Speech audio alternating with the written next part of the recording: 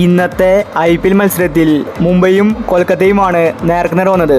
മുംബൈ ടീമിനെ സംബന്ധിച്ചത് ജീവൻ മരണ പോരാട്ടമായിരുന്നു. ഇന്ന് തോറ്റാൽ ഒരിക്കലും മുംബൈക്ക് പിന്നെ പ്ലേ ഓഫിൽ കയറാൻ സാധിക്കില്ല. അതുകൊണ്ട് രണ്ടും കളിപ്പിച്ചാണ് മുംബൈ ഇന്ന് വന്നിട്ടുണ്ടായിരുന്നത്. പക്ഷേ മുംബൈ ടീമിനെ തുടക്കം തന്നെ പിഴയ്ക്കുന്ന കാഴ്ചയാണ് കാണാൻ സാധിച്ചത്. മുംബൈയുടെ വിക്കറ്റുകൾ പെട്ടെന്ന് തന്നെ പോവുകയായിരുന്നു. അപ്പോൾ ഇന്നത്തെ മുംബൈ കൊൽക്കത്ത മാച്ചിനെ പറ്റിയാണ് നമ്മൾ ഇന്നത്തെ വീഡിയോയിൽ നോക്കുന്നത്. ഇതുപോലത്തെ IPL ന്യൂസിന് വേണ്ടി ഈ ചാനൽ മറക്കാതെ സബ്സ്ക്രൈബ് ചെയ്യൂ. ഇന്ന് ഫസ്റ്റ് ബാറ്റ് ചെയ്തത് കൊൽക്കത്തയായിരുന്നു. അവർക്ക് തുടക്കം തന്നെ മോശമായിരുന്നു. പെട്ടെന്ന് തന്നെ കൊൽക്കത്ത ടീമിൻ്റെ വിക്കറ്റുകൾ പോയി. ആർക്കും തന്നെ ഫോമാകാൻ സാധിക്കുന്നുണ്ടായിരുന്നില്ല. ഈ സമയത്ത് മനീഷ് പാണ്ഡെയാണ് ഒന്ന് പിടിച്ചു നിന്നത്. അതുപോലെ വെങ്കടേഷ് അയ്യരും കളിച്ചു. 20 ഓവറിൽ കൊൽക്കത്ത ടീം 169 റൺസ് മാത്രമേ എടുത്തിട്ടുണ്ടായിരുന്നുള്ളൂ. മുംബൈ ടീമിനെ സംബന്ധിച്ചത് ചെറിയൊരു സ്കോറായിരുന്നു. പിന്നീട് മുംബൈ സെക്കൻഡ് ബാറ്റിംഗിന് ഇറങ്ങി. മുംബൈക്ക് തുടക്കം തന്നെ പിഴയ്ക്കുന്ന കാഴ്ചയാണ് കാണാൻ സാധിച്ചത്.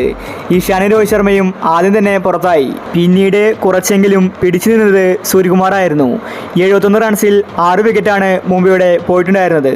രോഹിത് ശർമ്മ ഓപ്പണിങ്ങിൽ അടിച്ചു കളിക്കുമെന്ന് എല്ലാവരും കരുതി.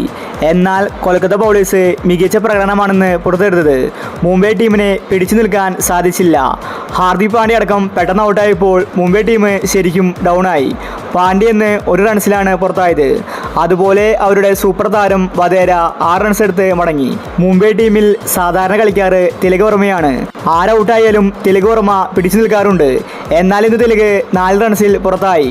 മുംബൈയുടെ വിക്കറ്റുകൾ ഇത്രയും പെട്ടെന്ന് പോകുമെന്ന് ആരും തന്നെ കരുതിയില്ല. കൊൽക്കത്ത ടീമിന് 169 റൺസ് മാത്രമേ ഉണ്ടായിരുന്നുള്ളൂ. അതുപോലും എടുക്കാൻ മുംബൈ ടീമിന് സാധിക്കാത്ത അവസ്ഥയാണ് ഇന്ന് കണ്ടത്. മുംബൈ ടീം 100 റൺസിൽ ഓൾ ഔട്ട് ആകുമോ എന്ന് തോന്നിച്ചിരുന്നു.